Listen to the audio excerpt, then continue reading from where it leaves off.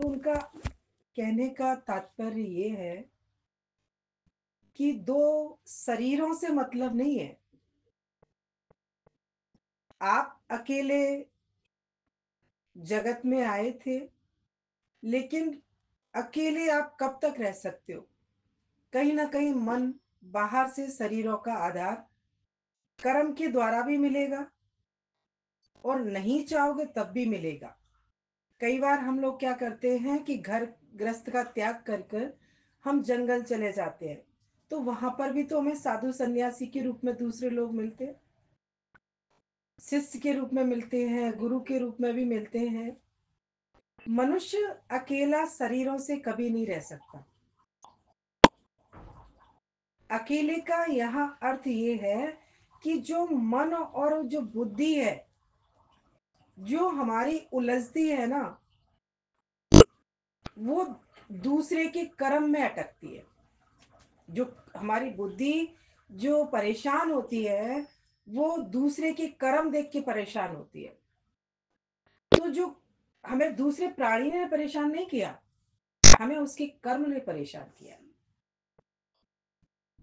और ये कर्म में जब उलझन होती है, तो कहीं ना कहीं उस कर्म में हमारी इच्छा शामिल होती है।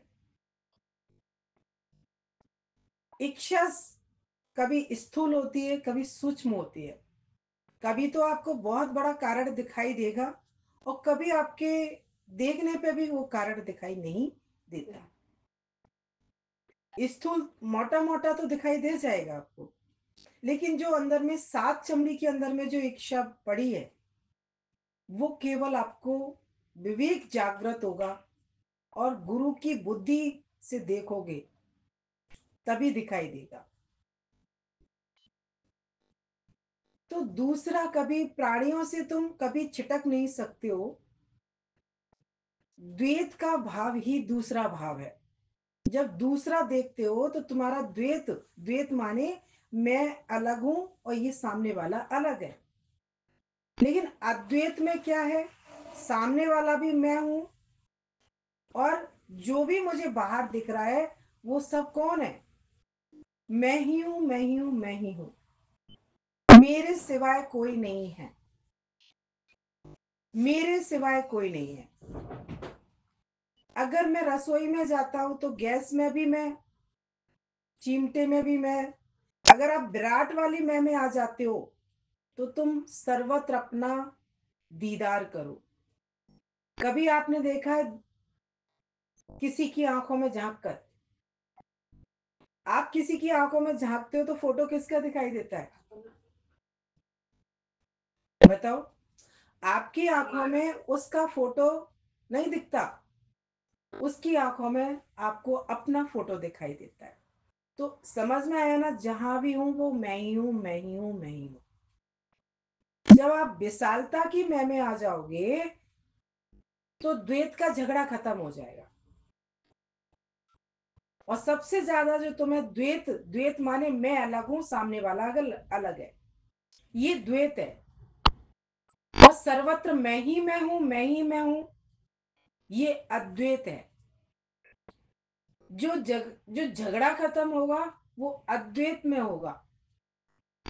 द्वैत में झगड़ा कभी खत्म नहीं होगा। तो यहां बाहर के प्राणियों को अलग नहीं करना। कई बार मन करता है चलो पति से अलग हो जाए या बच्चों से अलग हो जाए। आप कितने भी अलग हो जाना, पति के रूप में कोई और कर्म प्राणी जागृत हो जाएगा आपके लिए। आप बाहर से त्याग कर सकते हो ना, लेकिन कर्म पीछा कर रहा है, तो कोई ना कोई आपको उससे डबल बढ़ के ही कर्म प्राणी मिलेगा। इसीलिए भगवान बोलते हैं कि भागो नहीं, जागो।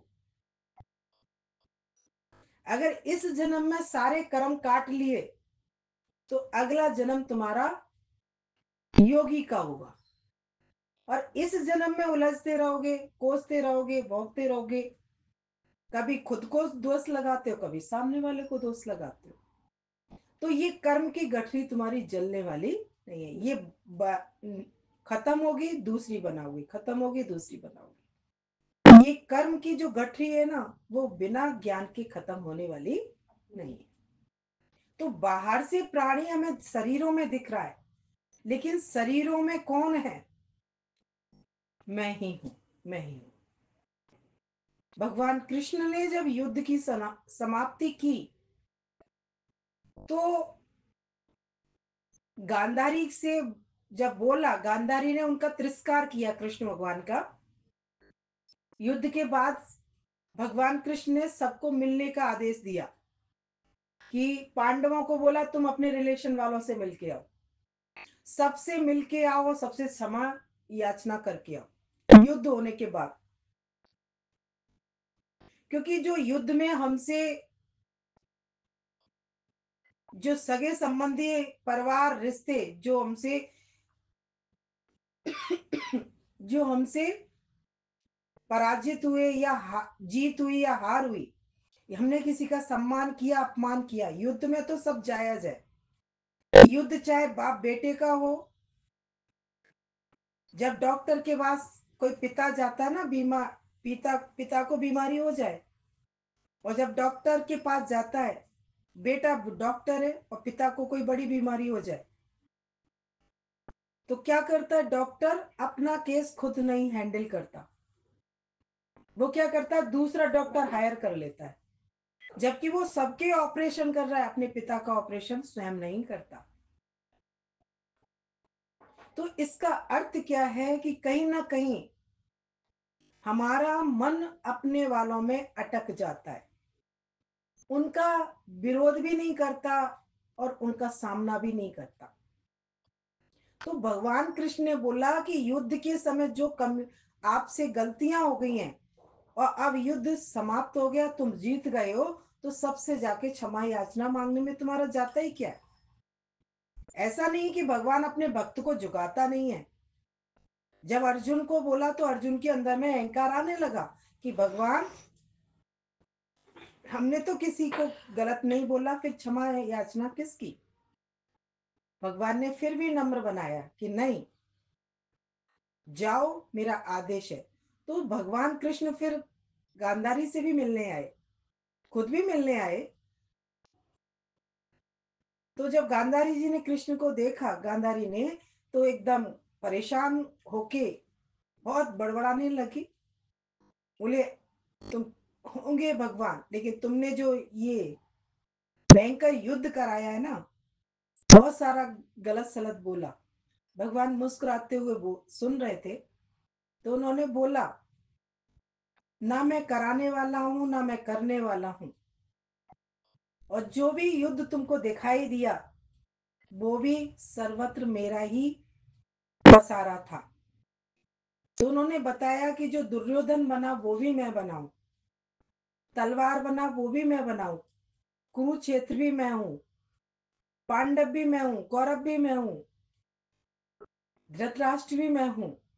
ये सब मेरी माया थी। तो जब विशाल वाली मैं को जब भगवान गांधारी विश्वास नहीं कर रही थी, जब दिव्य दृष्टि दी ना गांधारी को, तब उसको सब में कृष्ण ही कृष्ण दिखाई दिए। अपने बेटे में भी सब कुछ ऐसा लगा कि कृष्ण ही लड़ रहा था, कृष्ण ही लड़ा रहा था। रथ भी मैं बना हूं। तो ये विशालता वाली जो मैं भगवान कृष्ण बनने बताई, तो वो ज्ञानी इस मैं में आ जाएगा, तो फिर सारे झगड़े खत्म अपने आप होते चले जाते हैं। झगड़ा हमेशा मैं और तू का रहता है, और जब तू तू तू तू तू ना रहे, मैं ना रहूं, हम राम में ऐसे रम जाएं, पानी में मिले जैसे नमक डली, हम राम में ऐसे रम जाएं। हमारी जो प्रेम की जो तार है वो कैसी हो जाए, जैसे पानी में नमक या नमक में पानी। बात तो एक ही है ना, चाहे नमक में पानी मिला दो, चाहे पानी में नमक मिला दो, चाहे तू तू की बात करो, चाहे मैं की बात करो। अगर तू मैं तुम खुश रहते हो तो तू है, तू है, तू है, मेरा कुछ भी नहीं है। और अगर मैं ही तुम्हें खुशी मिलती है, तो कौन सी मैं करो? विशालता वाली मैं करो। और तू करना है तो तू है, परमात्मा को बोलो तू है, तू है, तू है, तो झगड़ा सारे खत्म हो जाएंगे। ये द्वैत बाहर से नहीं है, ये द्वैत हमारे अंदर में है। हम क्या सोचते हैं द्वैत बाहर है, दूसरा व्यक्ति खड़ा है तो द्वैत है, नहीं। पूरी तुम्हारे सामने पूरा मेला, खूब मनुष्यों से तुम चारों तरफ घिरे हो, तो भी ज्ञानी अ, कहता है मैं अकेला हूं। कौन सी मैं से अकेला हूं? क्योंकि मैं ही हूं, मैं ही हूं, मैं ही हूं। तुम नाम रूप में जाते हो, शरीरों में जाते हो, तो तुमको लगता है कि ये अलग है, ये अलग है, ये अलग है। विभाजन करते हो तो परेशान होते हो। विभाजन करना है तो मन मन बुद्धि का करो, इंद्रियों का करो, और अपने अंदर के विकारों का करो। विभाजन हम बाहर करते हैं तो यही हमारी परेशानी का कारण है। विभाजन ज्ञानी अंदर में करता है, कहीं जाता है ना वो किसी। अभी हमारे मन में क्या लगता है, हम कहीं गए, अपना काम बन रहा है तो बना लो, कोई चीज सस्ती मिल रही है तो ले लो, कोई अच्छी चीज लग रही है तो ले लो। तो ये मन सस्ती और महंगी में भी अटका हुआ है अभी। ये जब तक हमारे अंदर में महंगा सस्ता पड़ा हुआ है, तो हमारे जीवन में मान सम्मान भी पड़ा हुआ है। ये जिस दिन हमारी बुद्धि उपराम हो जाए, ना मुझे महंगे से फर्क पड़ता, ना मुझे सस्ते से फर्क पड़ता। कभी भगवान कहते थे, एक बार भगवान बता रहे थे गुरुजी, कि एक बार गीता भगवान मेले में लेके गए, कैसे वो हमारे मन को खत्म करते थे। मेले में क्या होता है, सस्ती चीजें मिल जाती हैं, मन क्या कहता है, सब बटोर के भर लो, भर लो, भर लो, अपने लिए भी भर लो, अपने वालों के लिए भी भर लो। ये मन का स्वभाव है, व्यक्ति की गलती नहीं है।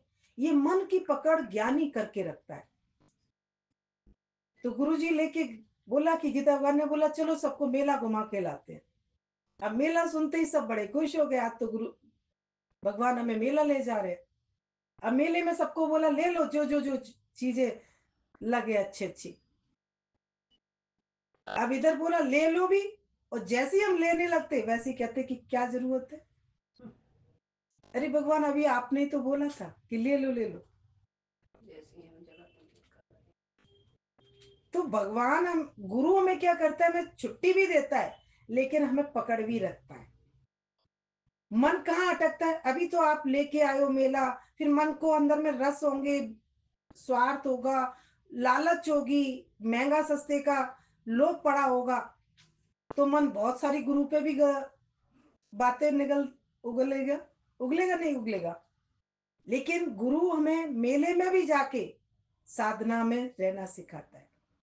बोले महंगा सस्ता ज्ञानी के लिए संसार में कुछ भी नहीं है, सब मिट्टी है, तो क्या महंगा क्या सस्ता।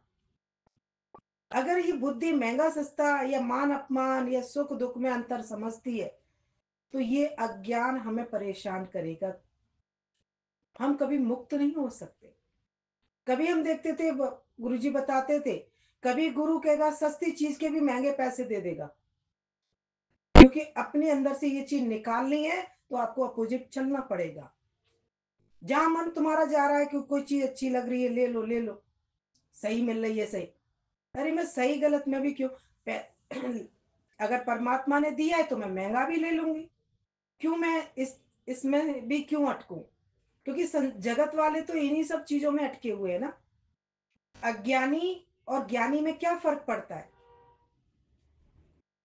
अज्ञानी भी तो यही फीलिंग रखता है, कोई चीज सस्ती मिल रही है तो ढेर ले लो। और अज्ञानी अज्ञानी का ये स्वभाव होता है, लेकिन ज्ञानी का स्वभाव क्या होता है?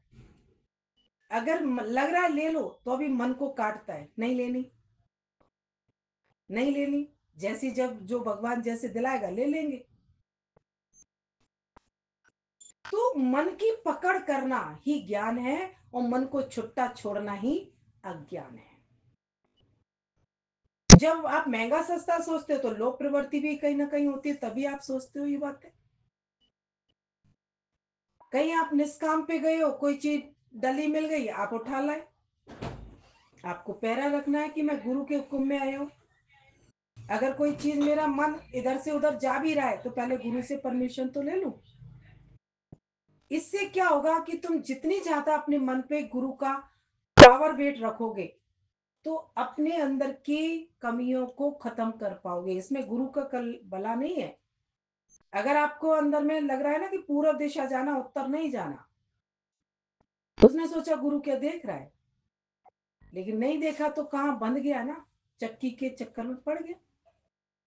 तो तुम्हारा मन एक काम के साथ दो काम बनाता है। बनाना बुरी बात नहीं है, हम ये नहीं करें कि लेना, लेकिन गुरु को याद करके गुरु से थोड़ा सा हिंट ले लो कि ऐसी चीज है, क्या हम ऐसा कर सकते हैं, ऐसा कर ले।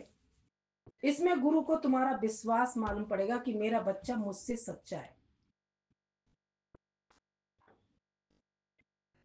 अभी हम लोग गए लखनऊ, किसी ने बोला कि दीदी हम वहां हो आए, मॉल चले जाए, पूछ के गए। और पूछ के जाने के बाद भी जब वो लौट के आए,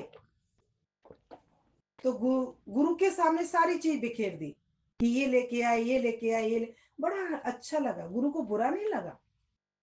अब यही हम मनमाना कर लेते कि चले जाते और फिर दूसरों से पता लगता, तो गुरु को लगता ये गुरु का वफादार नहीं है, ये गुरु को अपने आगे रख के नहीं चल रहा। ऐसा नहीं है कि गुरु आपकी किसी चीज से सहमत नहीं होगा, नहीं होगा, उसमें भी तुम्हारा कल्याण ये होगा कि गुरु तुम्हारे अंदर से उन तत्वों को निकालना चाहता है जिस मनमानी में तुम पड़े हुए हो। तुम नहीं पढ़ तुम पढ़े हुए हो तो तुम किसी को छुड़ा भी नहीं सकते हो। आज तुम ऐसे करोगे, कल कोई और जाएगा तुम्हारे साथ, कल और जाएगा, वो भी फिर ऐसी व्रतियों में भटकता रहेगा। फिर कब हेरा फेरी होने लगती है, कब जो मन की पूर्ति करते रहते हो। मन की पूर्ति करना ही मन को जिद्दी बनाना है, ध्यान रखना। और ज्ञानी क्या करता है, मन की पूर्ति नहीं करता, मन का विरोध करता है। और करता भी है पूर्ति, तो पहले मैं अपने गुरु को पूछ लेता हूँ। अच्छा लगा, हम लोगों के सामने ही दीदी एक एक चीजों को देख रही थी। गुरु आपकी खुशियों को सेलिब्रेट करता है। और तुम अकेले करते, लेकिन जब गुरु के सामने डाल दिया, तो एक एक चीज का मजा ले रहे थे। अच्छा ये भी लेके आयो, अच्छा ये भी लेके आयो, अच्छा ये भी लेके आयो। लेकिन सच्चे हो तो तुम्हें गुरु की बात आगे रखने में डर नहीं लगेगा। और यही कहीं हम थोड़ी सी मन की पूर्ति करते हैं, गुरु को बताते नहीं है, तो करते रहना, लेकिन तुमको आनंद नहीं आएगा, चाहे आप सोने का हारी क्यों ना पहन लेना। और जब गुरु की नजर में एक एक चीज डाल के करते हो ना, तो सहनसा बन के हर चीज का आनंद लेते हो। लगता है कि अब मजा आ गया जिंदगी का, बड़े खुश हो रहे हैं हमने गुरु की, है ना। ऐसा नहीं है कि तुम्हारे अंदर में कोई चंचलता है, कोई ऐसी चीजें हैं, लेकिन एक अवस्था पे गुरु पूरी कराता है, एक अवस्था पे गुरु विराम लगाता है। ये इन सब तत्वों से निकलते चले जाओ, महंगा सस्ता, लाभ हानि, जन्म मरण, पाप पुण्य, मान सम्मान, इसमें मन कहीं ना कहीं वहां जाओगे जहां सम्मान मिले, अपमान की आशंका ना हो। ये भी तुम्हारे अंदर में अज्ञान बहुत है, जहां अपमान की आशंका होगी वहां से पैर खींचोगे, सामना नहीं करोगे। एक बार हमने किसी से कहा कि तुम वहां क्यों नहीं पूछे, हमें पता था कि आप सबके सामने कुछ कह दोगे। बताओ, अगर सबके सामने गुरु बोलता है, तो क्या इसमें तुम्हारा घाटा है? इसमें तुम्हारा ही कल्याण है। ये मन सूक्ष्म में जो मान सम्मान का डर भी तुम्हारे अंदर में खत्म हो जाना चाहिए। मैं मिट्टी हूं, बोले मिटा हुआ ही मिट्टी के समान बन सकता है। और जब कुछ अंदर में बनने की चाह है, तो मान से भी, मान में खुशी मिलेगी, अपमान में डर लगेगा। कोई चीज प्रकृति में फैली मिलेगी, बटोरने लगने लगोगे। आवश्यकता का ध्यान रखो, सबको अपनी अपनी जिम्मेदारी स्वयं लेने दो। जब तुम्हारा मन लोभ में जाता है, तो तुमको 10 लोभी लोग मिल जाते हैं, वो कहते हैं अच्छा तुम मेरे लिए भी लाना, मेरे लिए भी लाना, मेरे लिए भी। क्यों करें इस गंदे कार्य को? अपनी प्रवृत्तियों को पहचानो, वहीं की वहीं उन प्रवृत्तियों को उल्टा करो। मन अगर कहता है ये चीज अभी मिल गई ना, अभी ले लो, क्यों ले लो, मन से कहो नहीं लेनी, महंगी ही लेंगे। हम अदवत के महंगी चीज को कभी कभी लेके मन की तोड़ करो। कोई हमारे साथ चलता है, अरे वो चीज है, हमने कि क्यों, इन दीवारों को भी तोड़ना है। मन में ये जो भावनाएं पड़ी हैं, ये भावनाएं हमें आजादी की श्वास नहीं लेने देंगी। कहीं ना कहीं मन बंधनों में बंधा रहता है। ठीक है, तो हमारा बंधन बाहर नहीं है, हमारा बंधन अंदर है। हमारा अज्ञान बाहर नहीं है, हमारा अज्ञान स्वयं हमारे अंदर है। तो अपने अज्ञान को पहचानने के लिए क्या करना, खुद पर पहरा लगाना है। हम बाहर पहरा लगाते, खुद पे पहरा स्वयं का लगाओ। जितनी प्रवृत्तियों को तुम जानते हो ना, उतनी प्रवृत्ति तुम्हारी बाहर का कोई व्यक्ति नहीं जानता। तो ये सब जो द्वैत के झगड़े हैं ना, इन्हें धीरे धीरे खत्म करते जाओ।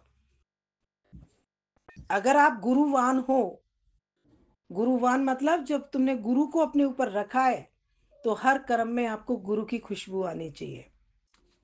हर कर्म में तुम्हारी भक्ति की सुगंध हो और सच्चाई की महक हो, तब जीवन और सुंदर बनेगा। अभी हम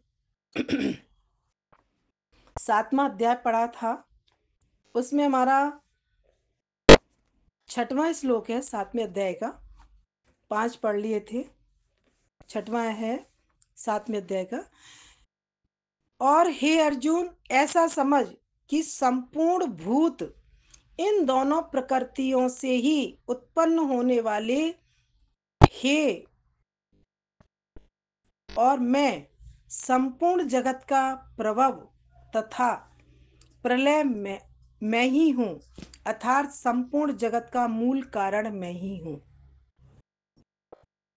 देखिए बात जो चल रही थी, क्या बोला भगवान कृष्ण ने अर्जुन से कि हे अर्जुन, तू ऐसे समझ संपूर्ण भूत इन दोनों प्रकृतियों से ही उत्पन्न होने वाले मैं और जगत का, जो मैं भी, जगत भी मैं बनाऊं और जगत की प्रलय करने वाला भी मैं बनाऊं।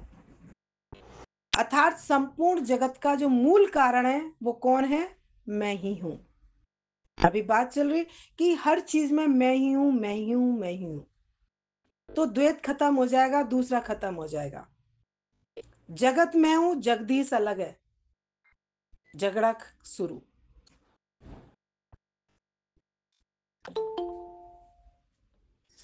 तो जगत का मूल कारण अगर हम जगदीश को मानते हैं, तो जगदीश कहाँ नहीं है, कण कण में जगदीश का वास है। तो जब कण कण में भगवान का वास है, तो मेरे अंदर में भी कौन है, वही है। अगर हम उंगली काट के देखते हैं, 10 प्राणी खड़े हुए हैं और 10 की उंगली आप काटते हो, तो क्या निकलता है, खून निकलता है। ऐसा नहीं है कि आप किसी और का काटो, किसी को और। तो सर्वत्र परमात्मा का अंश एक ही है। आप सब्जी इस देश की ले लो, आप और देश की ले लो, रूप रंग में थोड़ा अंतर हो सकता है, लेकिन प्रकृति भांत भांत की जलवायु से विभिन्न रूप से अपने आप को भिन्नता लेके बैठी है, लेकिन तत्व से भिन्न नहीं है वो। तत्व रूप आकार बदल सकता है, लेकिन तत्व सबका बीज है। तो हम अंदर से तत्व रूप से कौन है, परमात्मा। राक्षस में भी तत्व क्या है, भगवान। हर प्राणी में मेरा ही अंश व्याप्त है। तो संपूर्ण भूत प्राणियों में भी मैं हूं, प्रकृति में भी मैं हूं, और प्रकृति से उत्पन्न होने वाली जड़ चेतन में भी मैं हूं। और इस संपूर्ण जगत को मैंने ही धारण किया है। अब बताओ द्वैत कहां से आएगा, कहां से महंगा सस्ता आएगा, कहां से दुख सुख आएगा, कहां से लाभ हानि आएगी। ज्ञानी हर चीज का आनंद लेता है। दादा ने बोला ना कि मैं अपने मन को कैसे जीतता हूं, पता है। मन को लगा कि यार रसगुल्ला खाना है, चढ़ गया बढ़िया वाली मिठाई की दुकान पर। लेकिन मैं मन के साथ भी खेल खेलता हूँ। मन की पूर्ति में मन को जिताता नहीं हूँ, मन की बात को काट के आनंद मनाता हूँ। गया मिठाई की दुकान पर, मन को दिखाया, देख कितना सुंदर रसगुल्ला, खाएगा खाएगा खाएगा। बोले खाएगा पर नहीं खिलाऊंगा तुझे। आप ऐसे प्रैक्टिस करते हो, तो दीदी जाओ ही नहीं, हमारा तो मेरा अगर सोच लेना खिलाना पड़ा। प्रैक्टिस नहीं जाएगा। आप ये थोड़ी कम पढ़ाई है, आप कहते हो उस जगह हम जाएंगे ही नहीं। ज्ञानी सबके बीच जाते हुए भी ऐसी शक्ति जागृत करता है, वो किसी में भी मन का अटकाव नहीं होने देता। अटकाव करने के रास्ते भी जाएगा, लेकिन फिर भी वहां से छूट के आ जाएगा। ना जाना कोई बहादुरी नहीं है।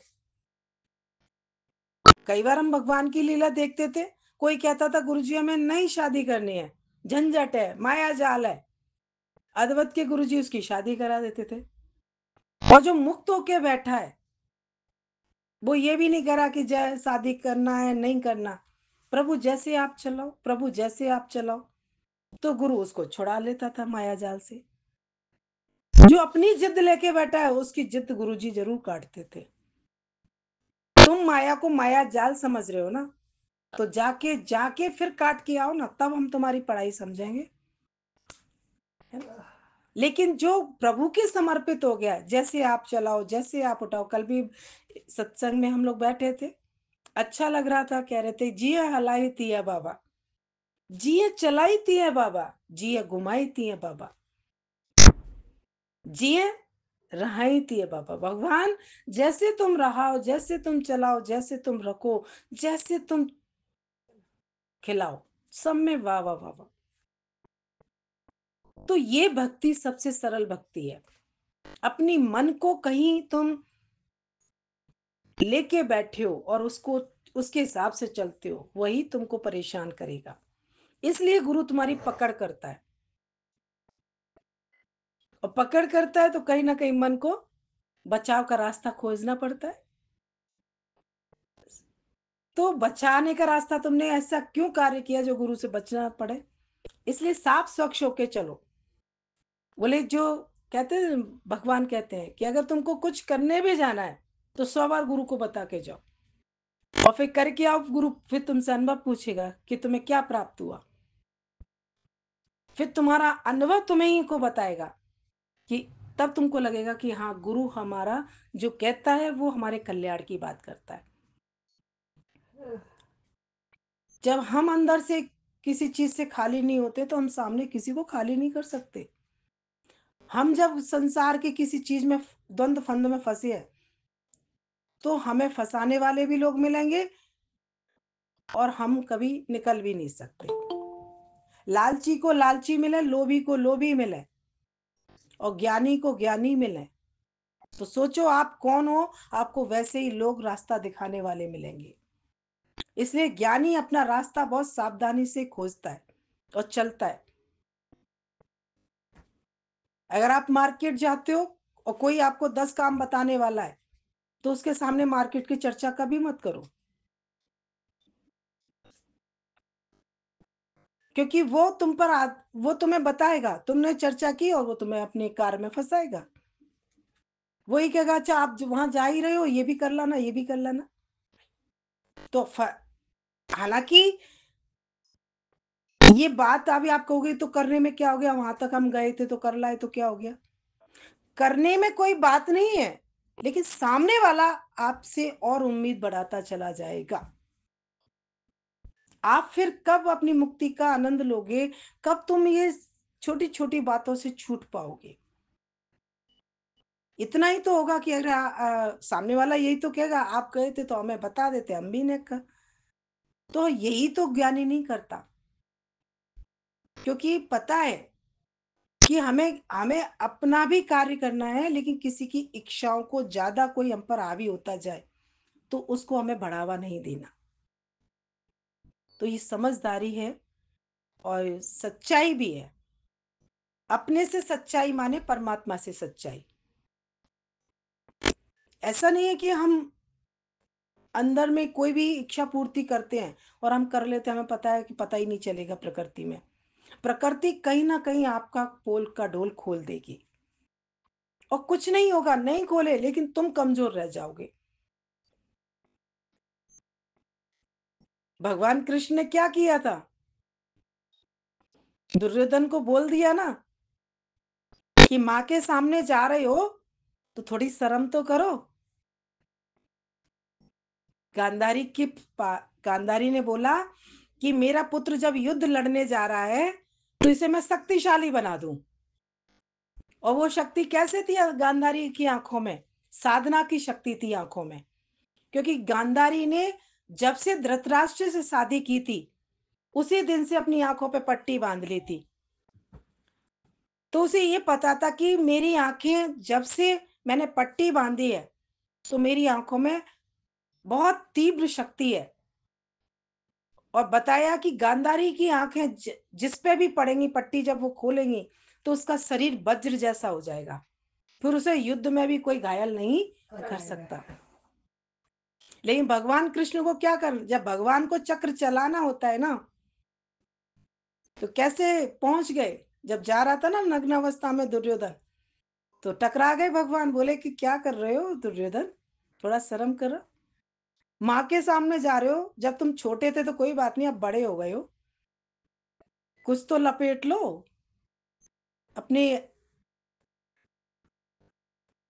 तो जब उन्होंने वो पत्ते लपेट लिए, पहना तो नहीं, पत्ते लपेट के गए जंगा को ढककर, तो जब गांधारी ने आंखें खोली तो परेशान हो गई। बोले ये तूने क्या किया? बोले तेरा जो अंग तेरे पत्तों से ढका हुआ है वो कमजोर रह गया, बाकी पूरा शरीर तुम्हारा वज्र जैसा हो गया।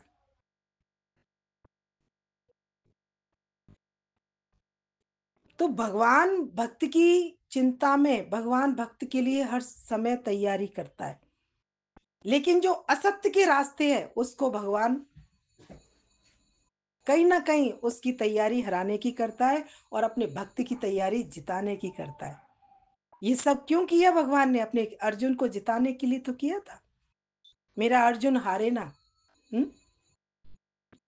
तो जो अंग उसके पत्तों से ढके थे, वही वहीं से उसकी मृत्यु हुई थी जंगा पे। जब वार किया था ना भीम ने, तो वो जंगा से ही तो मारा गया था दुर्योधन। साधना में बहुत शक्ति होती है। अगर आप इच्छाओं को रोको तो तुम्हारी शक्ति और बढ़ती जाएगी।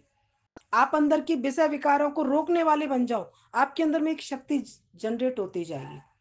पूर्ति करोगे, कमजोर होते जाओगे। उनको रोकने वाले बनो। क्रोध आ जाए, रोक लो। खाने की इच्छा आसक्ति हो रही है, रोक लो, मोड़ते जाओ। इच्छा से खाया हुआ अन्न कभी तुम्हारा शक्ति का कारण नहीं बन सकता।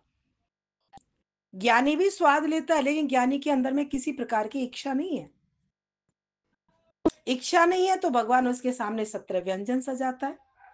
और तुमको इच्छा होती है तो तुम्हें लोग, प्रकृति तुम्हें टुंगा टुंगा के देती है। मांग के लेते हो तुम, ये दे दो, ये दे दो, ये दे दो। सब्जी में नमक कम है, आप नमक कम नहीं खा सकते हो। ज्ञानी को फीकी भी सब्जी मिल जाए तो भी वो पता ही नहीं लगने देगा कि फीकी खा गया कि मीठी खा गया। तो इच्छा और निरीक्षा में आप अंतर पता कर सकते हो। प्रकृति आपको कभी चला रही है जैसे, तो अपने मन को मजबूत बनाने के लिए ज्ञानी हर समय अभ्यास करता है। उसे पता है कि नमक नहीं है, तो वो नमक मांगेगा। ऐसा नहीं कि मांगने से उसकी इच्छा हो गई, लेकिन वो अपने मन की पकड़ करता है कि मेरा मन इसमें एडजस्ट हो सकता है या नहीं हो सकता। ये सत्संग अपनी तपस्या स्वयं करनी है। हम स्वयं जितनी साधना से अपने सत्संग को आगे धारण करेंगे, उतने ही स्ट्रांग हम बनेंगे। ये आपके लिए मूल मंत्र गुरु बताता है कि अगर आपको कमजोरियों का संग छोड़ना है तो अपने आप को थोड़ा साधना सीख जाओ। हर चीज की दीवार तोड़ते चले जाओ। अगर आपको जन्म अच्छा लग रहा है तो तुमको मृत्यु से जरूर डर लगेगा। हमसे एक प्रश्न पूछा, बोले पता नहीं अंत में हमारी मृत्यु आएगी तो पता नहीं क्या होगा, हमें डर तो नहीं लगेगा मृत्यु से? हमने कि मृत्यु और जन्म को तुम अभी सोच रहे हो, मृत्यु आएगी। ज्ञानी ने मौत अभी की अभी दर्शन करता है। अभी की अभी आप मृत्यु का सामना करो ना। कितना आज हम इतने अच्छे गुरु, आज इतना हम भाग्यशाली हैं कि जो लाइव गुरु, कभी भगवान कहते थे कि अपने हर हफ्ते में 2-3 दिन में अभ्यास कर लिया करो। एक वाइट चादर अपने कमरे में, अपनी खिड़की में हमेशा तैयार रखो। जब भी तुम्हें जगत ज्यादा हावी हो जाए ना, तो वाइट चादर निकालो चमकती हुई, और ओढ़ के लेट जाओ, और आभास करो कि मेरी मृत्यु हो गई। मैं एक दिन जगत से ऐसे ही लुप्त हो जाऊंगा। क्यों मैं व्यर्थ चिंता कर रहा हूं? क्यों मैं व्यर्थ किसी की ये जगत की बनाई हुई माया में फंस रहा हूं?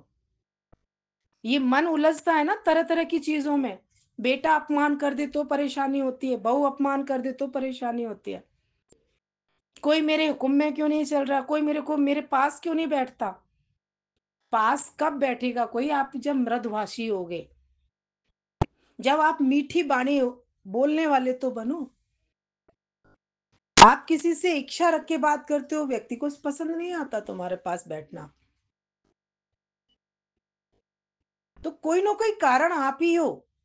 अगर व्यक्ति आपके पास नहीं बैठता, आपसे बात नहीं करता, है ना?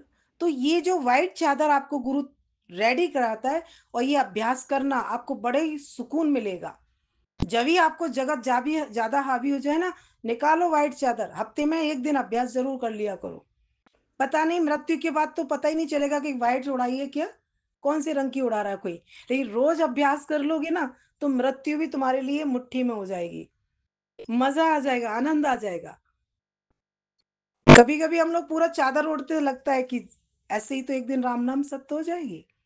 मृत्यु आएगी नहीं, मृत्यु को हर समय नजदीक समझो। सबसे नजदीक में नजदीक मेरी मृत्यु ही है। एक श्वास अंदर गई है, बाहर निकलेगी नहीं निकलेगी पता नहीं है। ठीक है? तो जगत ही जगदीश है, और इस जगदीश में कौन है? कोई और नहीं है, मेरा प्यारा है। और इस प्यारे को मैं एक जगह नहीं देखूं, दो जगह नहीं देखूं, कण कण में देखो। पति के रूप में भी अब प्यारे के दर्शन कर सकते हो, बेटे के रूप में भी कर सकते हो। जितनी अंदर से ये साधना बढ़ती जाएगी, निस्वार्थ भाव से। कई बार हमारी कोई बात नहीं मानता तो हम छिटक के भगवान देखते हैं, है ही भगवान ना। प्रेम से देखो भगवान, अंदर के सच्चे भाव से देखो, वास्तव में तुम्हें भगवान दिखाई दे रहा है। मानता है तो अच्छा लगता है, नहीं मानता तो उससे लगता है कि अरे ये कैसा व्यक्ति है। ज्ञानी कभी उलझता नहीं है, सहजता में रहो, और अपने अभ्यास को और बढ़ाओ और बढ़ाओ। अभी अभ्यास की कमी है। मूर्ति में भगवान देख लोगे, गुरु में देख लोगे, सत्संग में बैठोगे तब बड़े ज्ञानी बन जाओगे। और सत्संग जैसे ही पूरा होगा, वैसे ही इंद्रियां चंचल होना शुरू हो जाती है। फिर बाहर देखना शुरू करेंगे, कौन क्या कर रहा है, कैसे कर रहा है, क्यों कर रहा है, इतना ऐसे ऐसे, है ना? बहू अच्छे से उठ जाएगी, टाइम से सेवा कर लेगी, टाइम से बढ़िया चलेगी, बड़ी खुशी होगी। और बहू नहीं उठे 10 बजे तक, तुम्हारा सत्संग भी हो गया, तुम सब काम भी कराए, मन हाल भौंकने लगेगा। देखो कैसी हो गई है, उठी ही नहीं है, अभी तक कार्य ही नहीं किया। कोई फर्क नहीं पड़े तुम्हारी मना स्थिति एकदम कूल रहे तुम्हारी। जिस दिन आपकी मना स्थिति कूल कूल रहेगी ना, समझ लेना अपने ज्ञान को अध्ययन में ले लिया है, ज्ञान के पायदान पे चल रहे हो आप। और मन कुड़ कुड़ कर रहा है, और जब वो जग के आएगी ना, तो उतनी स्माइल से उससे बात नहीं कर पाओगे, क्योंकि वो कर्म उसका प्रेम नहीं करने देगा। ज्ञानी अभ्यास करता है, तेरा की, तू क्यों इंज बैठी, अपना अभ्यास करो। तेरा की तेरा की मेरा की, तेरा की मेरा की। तो कभी अटकोगे नहीं, भटकोगे नहीं, जागृत रहो, और अभ्यास को और गहरा करते जाओ। ठीक है?